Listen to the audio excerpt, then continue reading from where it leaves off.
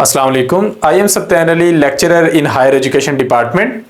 One paper की तैयारी के सिलसिले में हम बहुत सारे पास्ट पेपर्स वक्तन फ़वक्तन डिस्कस करते रहते हैं।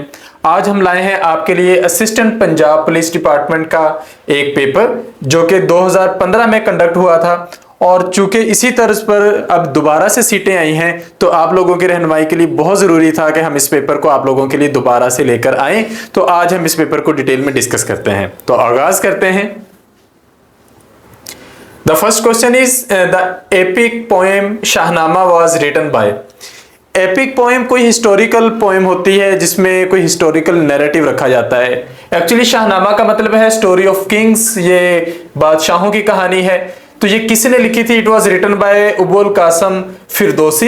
ये पर्शियन शायर हैं, ईरान के शायर हैं, जिन्होंने ईरान के बादशाहों की ज़िंदगी पर, जब से ये दुनिया बनी है तब से लेकर मुसलमानों की वहाँ पर हुकूमत इस्टेब्लिश होने तक जितने भी बादशाहों की कहानियाँ हैं उनको एक रिटन फॉर्म में वो लेकर आए हैं। तो ये हमारे पास एक हिस्टोरिकल डॉक्यूमेंट भी है और एपिक पोएम भी है।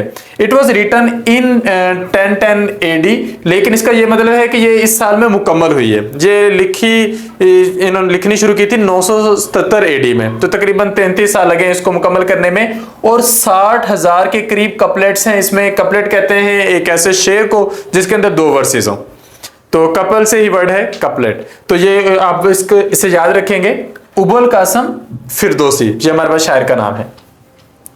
नेक्स्ट क्वेश्चन है, Babur laid the foundation of Mughal empire in 1526 by defeating. अच्छा, मुगल सल्तनत के सबसे पहले बादशाह थे बाबर। तो उन्होंने इस सल्तनत की बुनियाद 1526 में रखी थी। तो किसे शिकस्त दी थी? तब यहाँ पर लोधी खानदान की हुकूमत थी, तो इब्राहिम लोधी को इन्होंने शिकस्त दी थी। यह शिकस्त दी गई थी पानीपत की पहली लड़ाई में। इसके बाद पानीपत के मैदान में 2 और मशहूर लड़ाइयाँ लड़ी गई। एक लड़ाई लड़ी गई 1556 में, यानी कि 30 साल के बाद ये लड़ाई लड़ी गई बाबर के पोते ग्रैंडसन अकबर और दिल्ली के बादशाह हिमू के दरमियान। तो उसमें अकबर जो था वो इसी सल्तनत से था, इसी डायनेस्टी से था। फिर तीसरी लड़ाई लड़ी गई 1561 में, जो मराठास और दुरानी एम्पायर के दरमियान लड़ी गई। तो पहली लड़ाई वो थी जिसने मुगल सल्तनत की बुनियाद रखी, और यही हमारे क्वेश्चन से रेलेवेंट है। नेक्स्ट है, the court language of the Mughals in India was. जो मुगल्स थे इन्होंने कोर्ट लैंग्वेज कौन सी चूज की थी? ये पर्शियन थी, ईरानी जुबान, फारसी जुबान, क्योंकि इनका बैकग्राउंड वहां से था तो ये उस जुबान को प्रेफर कर रहे थे। वैसे भी उन दिनों में मुसलमानों में जितनी भी हुकूमतें थी वहां पर 2 जुबानों को प्रेफर किया जा रहा था, एक अरबी को, एक फारसी को। तो इन्होंने पर्शियन लैंग्वेज को यूज किया as a court language. Next question है, Babur came to India originally from. Babur Fergana से आया था, उज़्बेकिस्तान से आया था। ये हमारे पास सेंट्रल एशियन स्टेट है जो आजकल अगर हम देखें ये सोवियत यूनियन से अलग हुई है। तो उस वक्त जो उज़्बेकिस्तान था उसका शहर फरगाना, वहां से ये बाबर आया था। नेक्स्ट है, Humayun was removed from throne by. Humayun जो कि अकबर का बाप और बाबर का बेटा था, इसको तख्त से किसने हटाया? ये शेर शाह सूरी ने इसको शिकस्त दी थी। शेर शाह सूरी हिंदुस्तान के बहुत बड़े बादशाहों और बहुत अजीम बादशाहों में से एक है, जिसने बहुत सारे हमारे इलाके में इस्लाहात की थी। तो इन्होंने हुमायूं को हराया था चौसा के मुकाम पर 1539 में, और कनूज के मुकाम पर 1540 में, और उसे फिर यहां से भागकर ईरान जाना पड़ा था। नेक्स्ट क्वेश्चन है, battle of Plassey was fought between Nawab Sirajuddaulah and. अच्छा, ये प्लासी की जंग बड़ी मशहूर जंग है जिसमें नवाब सिराजुद्दौला को बंगाल में शिकस्त हुई थी, और ये शिकस्त देने वाला जो इंग्लिश जनरल था दैट वाज लॉर्ड क्लाइव। ये लड़ाई 23 जून 1757 में बंगाल में लड़ी गई। नवाब को शिकस्त हुई, और मीर जाफर की गद्दारी की मिसालें इसी ही जंग से दी जाती हैं।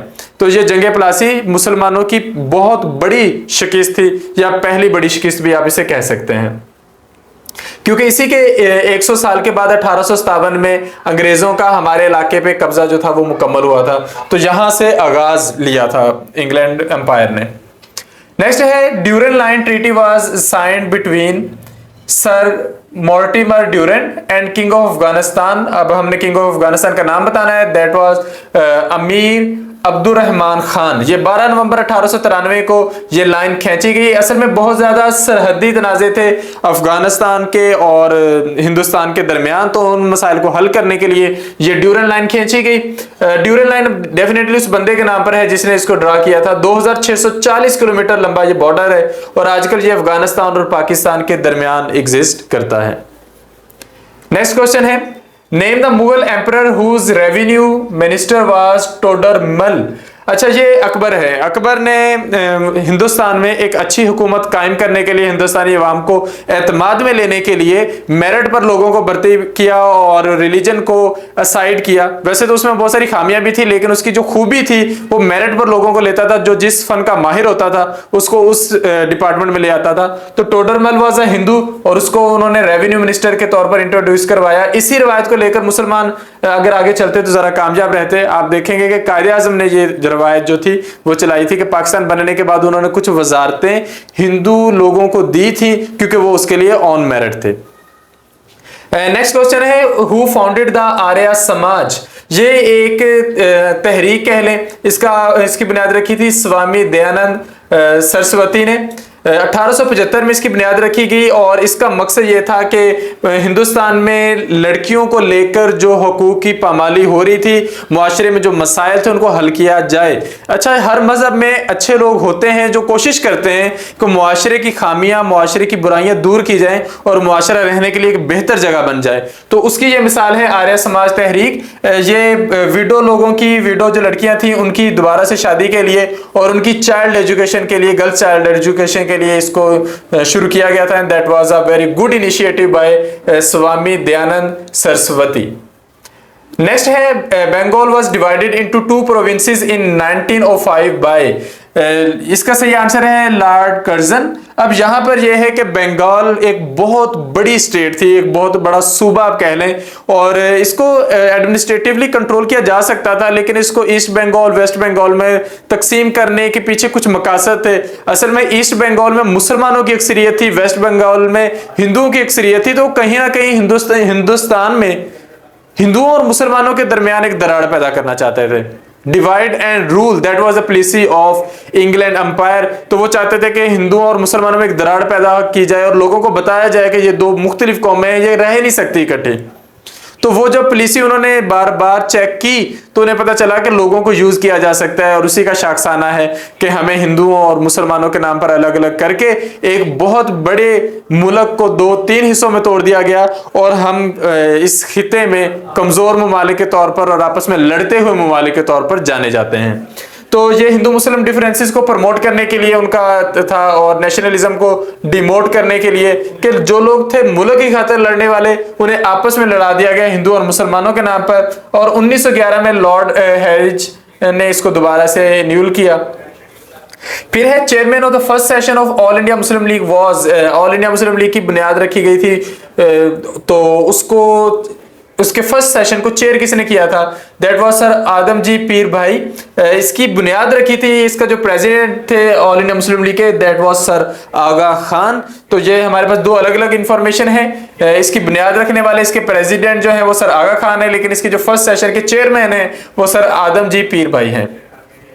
नेक्स्ट क्वेश्चन है, name the area of Kashmir where a spontaneous armed uprising took place against the Dogra tyranny on the eve of partition. अच्छा, ये जो डोगरा स्टेट थी, डोगरा हुकूमत थी, ये पहले ही अपने जुल्म की वजह से जानी जाती थी कि टैक्सेस जो होते हैं ये अवाम पर बहुत बड़ा जुल्म होते हैं और ये हर दौर में मौजूद रहते हैं। आप समझ रहे होंगे कि टैक्सेस जो हैं वो कितनी बड़ी मुसीबत की वजह बन सकते हैं। तो डोगरा जो हुकूमत थी, एक तो इनके टैक्सेस वगैरह के इशू थे, तो इनके खिलाफ एक आर्म्ड तहरीक शुरू की गई, एक मुसल्ला तहरीक शुरू की गई। ये पार्टीशन के दिनों में, तो वो किस मुकाम से शुरू हुई? दैट वाज स्टार्टेड फ्रॉम पूंछ के मुकाम से, और ये शुरू की गई महाराजा हरि सिंह जो कि डोगरा स्टेट के उस वक्त महाराजा थे। नेक्स्ट क्वेश्चन है, the Maharaja of Kashmir signed the so called instrument of accession to India on. जो कश्मीर के महाराजा थे उन्होंने इंडिया के साथ इल्हाक का फैसला किस तारीख को किया? ये 27 अक्टूबर 1947 को। एक्चुअली अगर मुसल्ला तहरीक शुरू ना होती इसके खिलाफ तो ये इस खुशफहमी में रहता कि मैं कश्मीर को एक अलग रियासत के तौर पर बचा सकता हूं। लेकिन जब मुसल्लह तहरीक शुरू हो गई, मुजाहिदीन शामिल हो गए, तो इसे लगा कि अगर मैं इंडिया के साथ इल्हाक नहीं करूंगा मैं सरवाइव नहीं कर सकता। तो इसने 27 अक्टूबर 1947 को इल्हाक कर लिया इंडिया के साथ, और उसके बाद की हिस्ट्री हम जानते हैं।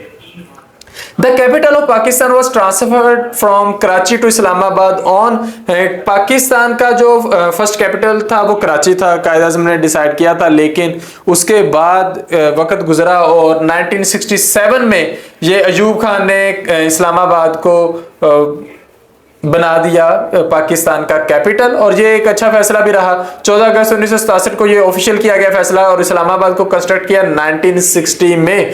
तो ये इस सिलसिले में भी बहुत सारे लोगों की बहुत सारी आरा हैं कि इस्लामाबाद को होना चाहिए या नहीं, but that is a debate, उस पर हम बात कर सकते हैं। Pakistan tested it's first nuclear device on 28 मई 1998 को पाकिस्तान ने चागी के मुकाम पर, रास्को हिल्स के मुकाम पर एटमी धमाके किए थे। 5 न्यूक्लियर टेस्ट किए गए थे, and doctor Abdul Qadeer Khan was head of Pakistan nuclear program, और बहुत सारे मशहूर साइंटिस्ट थे। डॉक्टर समर मुबारक मंद का नाम भी उसमें बहुत काबिल जिक्र है। नवाज शरीफ की हुकूमत थी, तो क्रेडिट उनको भी जाता है कि उन्होंने इतना अहम फैसला लिया। तो ये 28 मई 1998 को धमाके किए गए थे। In which year did the ceasefire line in Kashmir came into existence? ये किस साल ceasefire line बनाई गई थी? तो ये 1949 में, 1 जनवरी 1949 को। एक्चुअली पाकिस्तान और इंडिया 1948 में कश्मीर के लिए एक जंग भी लड़ चुके हैं, तो उसके बाद ये डिसाइड किया गया कि आज़ाद कश्मीर और जो इंडियन ऑक्युपाइड कश्मीर है उसके दरमियान कहीं ना कहीं कुछ मामला तय किए जाएं। तो सीजफायर लाइन ड्रा की गई। तो ये कराची एग्रीमेंट हुआ था 1949 में। पाकिस्तान की तरफ से सिग्नेटरी थे मेजर जनरल JW काथरोन, क्योंकि उस वक्त अभी तक यहाँ से सारे के सारे जो ब्रिटिश सोल्जर्स थे या ऑफिसर्स थे वो अभी तक नहीं गए थे। इंडिया की तरफ से थे lieutenant general SM Shareen gas. तो ये हमारे पास 2 ऑफिसर्स हैं जो कि इस एग्रीमेंट में सिग्नेटरी थे, जिन्होंने साइंस किए थे। मंचर लेक मंचर क्या है? ये एक लेक है, ये पाकिस्तान की सबसे बड़ी फ्रेश वाटर लेक है और जामशुरू सिंध के मुकाम पर पाई जाती है। तो मंचर ये बहुत बड़ी झील है। Name the narrow strip of Afghanistan territory which separates Pakistan from Tajikistan. Pakistan और ताजिकिस्तान को सेपरेट करने वाला जो अफगानिस्तान का एरिया है, क्योंकि पाकिस्तान डायरेक्टली टच नहीं कर रहा ताजिकिस्तान को, दरमियान में कुछ अफगानिस्तान का एरिया आता है, तो वो कौन सा है? वो वखान कॉरिडोर है जो कि दोनों को सेपरेट कर रहा है। The author of Kashful Mahjub, पर्दे उठा देने वाली किताब जो है वो कौन सी है? उसके मुसन्निफ कौन है? तो वो दाता गंज बख्श हैं, हजरत अली हिजवेरी। ये मशहूर सूफी बुजुर्ग हैं, लाहौर में इनका मज़ार है। तो इनकी ये किताब है Kashful Mahjub, Hazrat Ali bin Usman Hujwiri. Waris Shah the author of Heer is buried in Waris Shah, जिन्होंने मलका हांस पाकतन के मुकाम पर हीर वारिशा की किताब लिखी, जिसे तकरीबन एक मजहबी किताब का दर्जा हासिल है। तो इसे इन्हें कहाँ दफन किया गया था? इन्हें जंडियाला शेर खान में दफन किया गया था। और सिखों और मुसलमानों, हिंदुओं के नज़दीक इस किताब की बड़ी अहमियत है। ये बहुत सूफियाना किताब है। नेक्स्ट है which of the following is not an official language of United Nations. United Nations की 6 ऑफिशियल लैंग्वेजेस हैं जो कि बड़ी कौमों को रिप्रेजेंट कर रही है। तो उनमें अरेबिक है, Chinese, English, French, Russian and Spanish है। तो जर्मन को अभी तक ऑफिशियल लैंग्वेज डिक्लेयर नहीं किया गया। नेक्स्ट है the instrument used to measure the specific gravity of milk. Milk की स्पेसिफिक ग्रेविटी, हम दूध का खालिसपन जांचने के लिए उसकी स्पेसिफिक ग्रेविटी फाइंड आउट करते हैं। हम जांचना चाहते हैं कि उसमें पानी कितना है, दूध कितना है, तो उसके लिए एक मीटर यूज किया जाता है, that is lactometer. Lacto word lactose से है, लैक्टोज उस शुगर का नाम है जो कि दूध के अंदर पाई जाती है। So lactometer is the right answer. Pentagon is the military headquarters of. Pentagon एक बहुत बड़ी बिल्डिंग है, चूंकि ये 5 हिस्सों पर मुश्तमिल है, 5 कोनों पर मुश्तमिल है, तो इसलिए हम इसे पेंटागन का नाम देते हैं। ये 1943 में बनाई गई थी और ये यूनाइटेड स्टेट्स ऑफ अमेरिका में है। इसका नाम आप बार बार पढ़ेंगे करंट अफेयर्स में, क्योंकि दुनिया के अहम तरीन फैसले आज भी यहीं पर लिए जाते हैं। In which month does a new session of the United Nations General Assembly begins? It starts in September. तो सितंबर में न्यू सेशंस का आगाज किया जाता है। Pure gold is called 24 carat gold. बाकी जिसमें जितनी मिलावट करते जाए फिर वो कम होता जाता है, 22 हो जाता है, 21 हो जाता है, या फिर उससे भी कम होता जाता है। Which one of the following is a landlocked country? इन चार ममालिक में से कोई एक ऐसा मुल्क है जिसके चारों तरफ जमीन है, कोई समंदर उसको टच नहीं कर रहा। So that is Mongolia. Mongolia के किसी भी तरफ कोई भी समंदर नहीं है। इसके अगर आप देखें मैप में, एक तरफ चाइना है, साउथ कोरिया है, एक तरफ रशिया है और एक तरफ काजाकिस्तान है। तो ये चारों तरफ से ममालिक से ही घिरा हुआ है, इसको कोई समंदर टच नहीं कर रहा। Which two oceans are connected by Panama canal? Panama canal दुनिया के दो सबसे बड़े समुद्रों को कनेक्ट कर रही है, बहरुल काहल और बहरे ओकियानोस, यानी कि पैसिफिक ओशन और अटलांटिक ओशन। पैसिफिक ओशन बहरुल काहल को कहते हैं, अटलांटिक बहरे ओकियानोस को कहते हैं। ये दुनिया के दो सबसे बड़े, दुनिया के दो सबसे खतरनाक समंदर माने जाते हैं।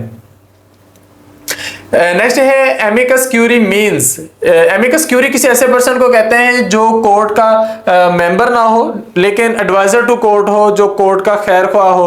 तो फ्रेंड ऑफ द कोर्ट हम ये टर्म यूज करते हैं, adviser to the court term भी यूज करते हैं। So amicus curiae. नेक्स्ट है Kyoto protocol is an international treaty dealing with. ये क्योटो प्रोटोकॉल जो है ये बहुत सारे एग्रीमेंट्स हैं जो कि इन्वायरमेंट इश्यूज को रिजॉल्व करने के लिए लिए गए। तो ये इन्वायरमेंटल प्रॉब्लम्स को डील करते हैं। United Nations framework convention on climate change, इन्होंने इस पर काम किया और ये क्योटो प्रोटोकॉल जो है डिसाइड किए। अभी भी इनके इजलास होते हैं जहां पर पिछली प्रोग्रेस देखी जाती है और नए मामला तय किए जाते हैं, नए टारगेट्स दिए जाते हैं बहुत सारे ममालिक को।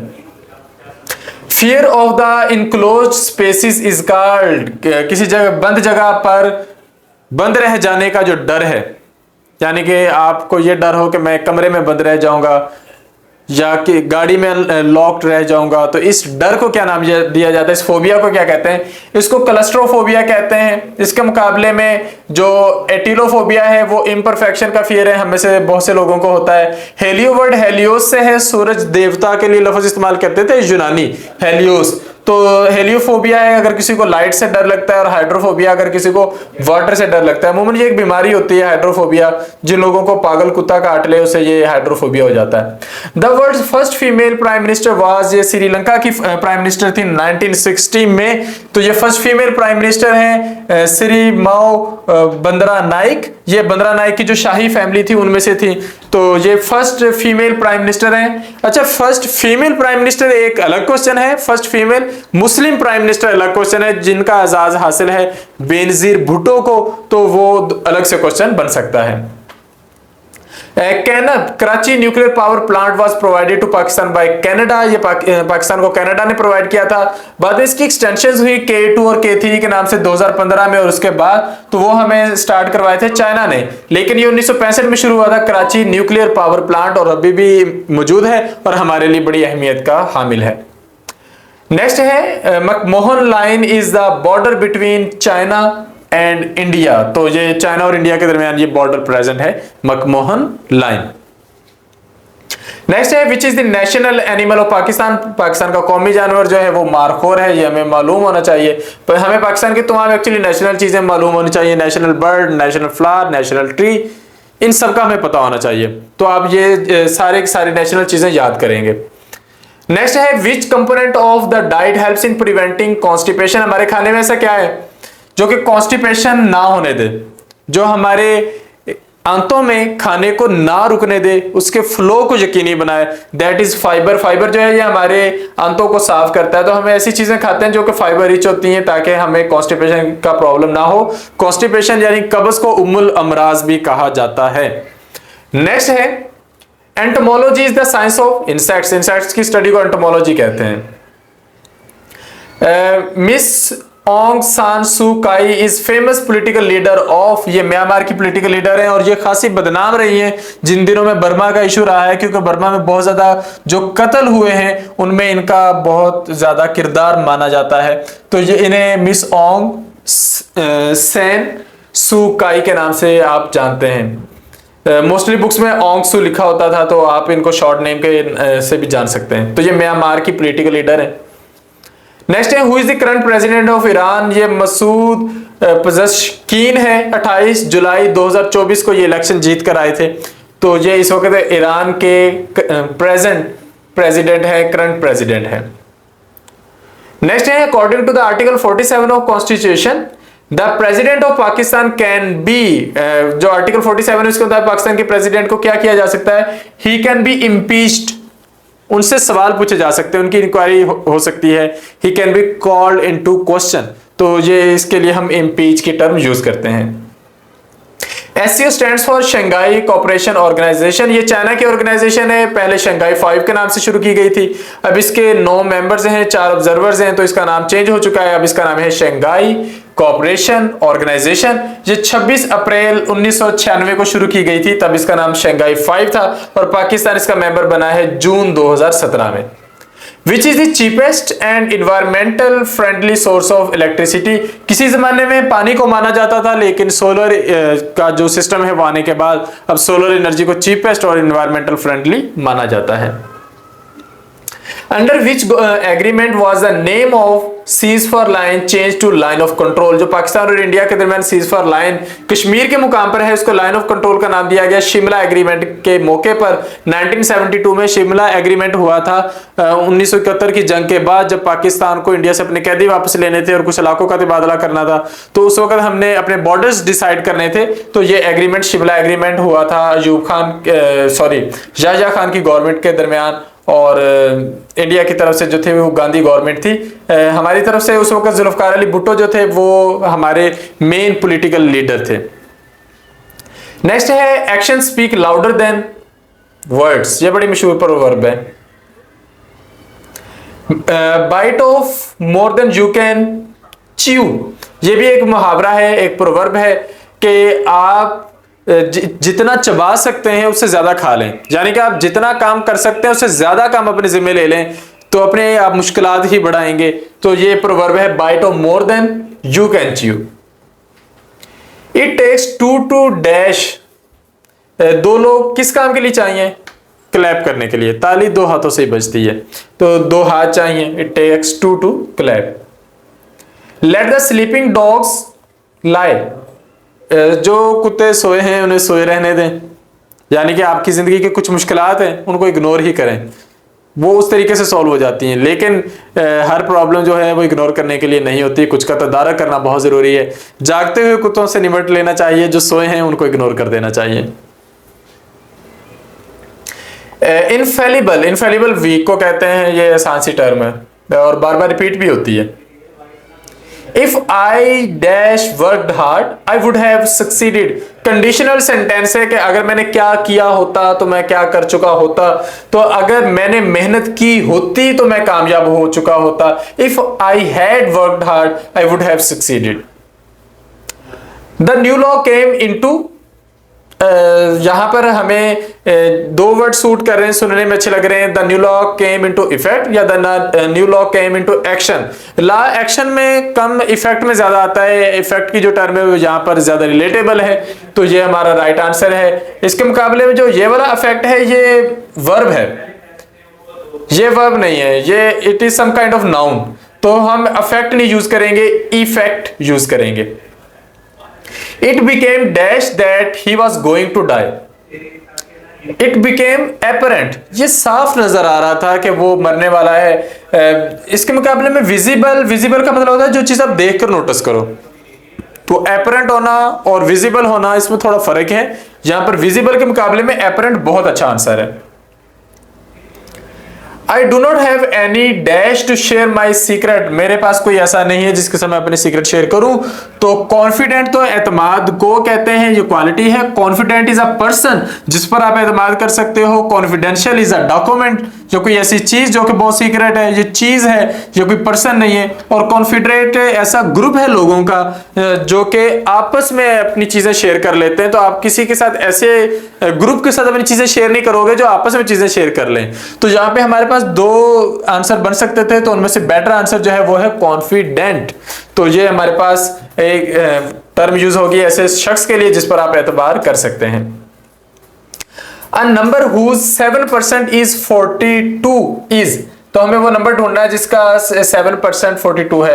तो हम फर्ज कर लेते हैं कि वो नंबर x है, तो 7% of x is equal to 42। तो हम परसेंटेज को नंबर्स में ले जाते हैं, तो 7/100 ऑफ x इज 42। अब हमने x की वैल्यू फाइंड आउट करनी है, तो हम 7 और 100 को दूसरी तरफ ले जाएंगे, ये उलट हो जाएंगे। तो जब हम इसको तकसीम करेंगे 7, 6 और 6 को जब 100 से मल्टीप्लाई करेंगे तो 600। तो हमारा यहाँ पे जो राइट आंसर बन रहा है वो है 600। So a number whose 7% is 42 is 600।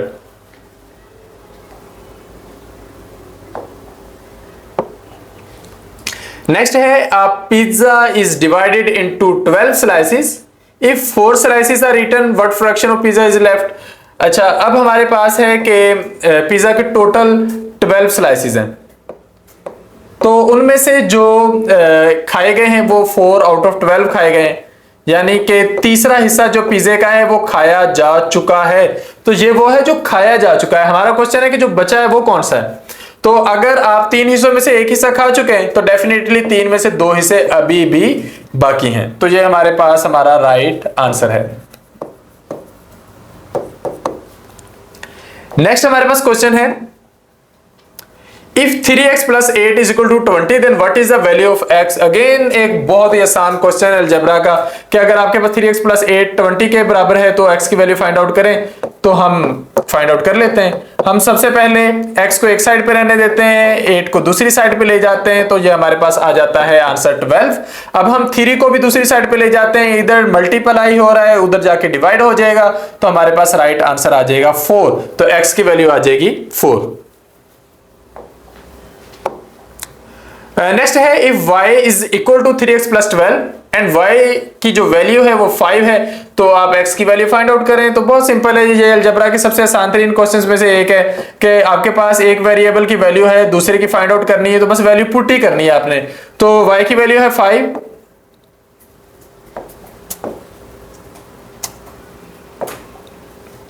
तो हम y की वैल्यू ले लेते हैं जो कि 5 है। x की वैल्यू हमने फाइंड आउट करनी है, 12 इधर जमा हो रहा है, हम इसे इधर ले जाते हैं, तो ये इधर आके माइनस में आएगा। आपके पास ये हो जाएगा -7 इज इक्वल टू 3x। अब आप क्या करें कि x को इसी साइड पे रहने दें, एक साइड पे रहने दें, जो 3 इधर इसके साथ मल्टीप्लाई हो रहा है वो दूसरी साइड पे जाके डिवाइड हो जाएगा, तो हमारा राइट आंसर बन जाएगा -7 divided by 3। So it is a right answer. Next हमारे पास क्वेश्चन है, अगेन एक साइंस का question. Meteorology is the science of, ये हमारे पास वेदर की साइंस है जिसमें हम देखते हैं कि बारिशें कब होनी है, हवाओं का क्या सीन है, धूप किन दिनों में होगी। नेक्स्ट उर्दू के कुछ क्वेश्चन है, रुबाई का सबसे मकबूल शायर कौन है। रुबाई जो है ये शायरी की एक सिन्फ है, तो इसके मशहूर शायर हैं उमर खयाम। मरसिया किस नोयत की शायरी है, ये दुख के इजहार के लिए है, तो अलमिया बताने के लिए, अलम गम बताने के लिए है।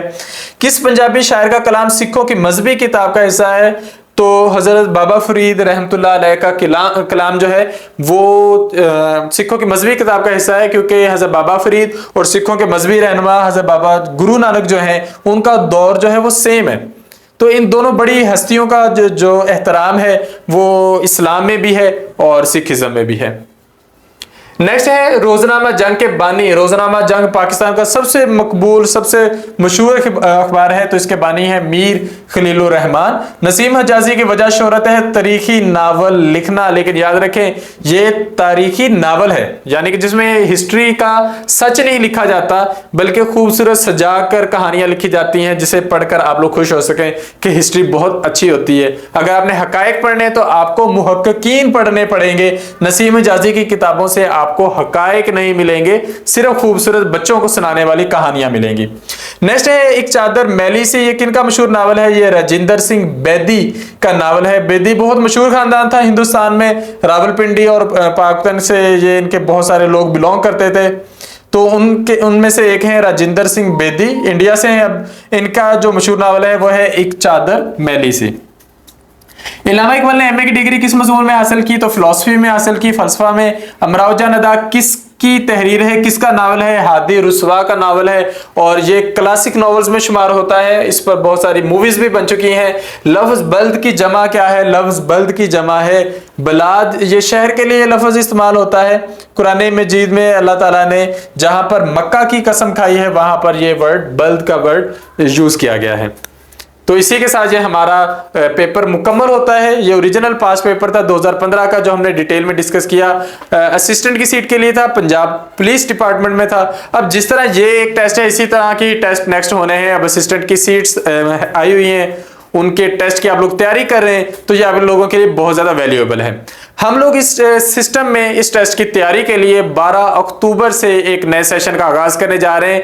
इससे पहले हमारा एक सेशन फुल फ्लेज चल रहा है और स्टूडेंट्स के भरपूर इसरार पर हम 12 अक्टूबर से एक नए सेशन का आगाज करने जा रहे हैं, जिसमें अब हमारे पास अल्हम्दुलिल्लाह एक बड़ी तादाद में कैंडिडेट्स मौजूद हैं। अगर आप भी उस सेशन का हिस्सा बनना चाहते हैं तो आप हमसे राब्ता कीजिए। राब्ता करने के लिए आप इन नंबर्स पर राब्ता कर सकते हैं। सबसे पहले आप ये नंबर्स ही नोट कर लें, 0342447091 या फिर 03047453 आप इन नंबर्स पे अगर राब्ता करें तो हम आपको रजिस्ट्रेशन का सारा तरीकेकार समझा देंगे। ये बहुत जरूरी है आप लोगों के लिए, क्योंकि सीटें एक बड़ी तादाद में है। अगरचे सारे लोगों ने अप्लाई कर दिया है, 1 लाख से ऊपर लोगों ने अप्लाई कर दिया है, लेकिन याद रखिएगा अप्लाई करने वाले बहुत होते हैं, तैयारी करने वाले बहुत कम होते हैं। तो अगर आप तैयारी करने वालों में शामिल होना चाहते हैं तो 12 अक्टूबर से ये सेशन शुरू हो रहा है। आप इन टाइम हमें ज्वाइन करें, बिल्कुल भी वक्त ज़ाया ना करें, क्योंकि 10 सब्जेक्ट हैं, 10 के 10 इंपॉर्टेंट हैं और कंपटीशन ज्यादा होगा, ज्यादा अच्छे मार्क्स लेने की जरूरत होगी और आप अपना टाइम ज़ाया नहीं करना चाहेंगे। इस टेस्ट की तैयारी के लिए हमारी टीम भी कंप्लीट है। ऐसा नहीं है कि एक पर्सन सारे सब्जेक्ट्स तैयार करवा रहा है। अल्हम्दुलिल्लाह जिसकी जिस सब्जेक्ट में स्पेशलाइजेशन है, जिसका जिस सब्जेक्ट में इंटरेस्ट है, जो जिस सब्जेक्ट को ज्यादा पढ़ता है, वो टीचर आपको उसी सब्जेक्ट की तैयारी करवाएगा। अगरचे एक टीचर भी करवा सकता है, लेकिन आप जानते हैं कि एक शख्स में और एक टीम में कितना ज्यादा एफिशिएंसी का फर्क होता है। तो आप लोग हमें इन टाइम ज्वाइन कीजिए, इस नंबर्स पे हमसे राब्ता कीजिए। यूट्यूब पर हमारा MK प्रिपरेशन के नाम से यूट्यूब चैनल है, फेसबुक पर भी हम मौजूद हैं, इंस्टा और टिकटॉक पर भी मौजूद हैं। आप हमसे राब्ता करें, हम आपको अपने जनरल ग्रुप्स में भी ऐड करेंगे और आप हमसे रजिस्टर होकर हमारे सेशन का हिस्सा बनिए ताकि आपकी तैयारी अच्छे से करवाई जा सके। So thank you, Allah Hafiz.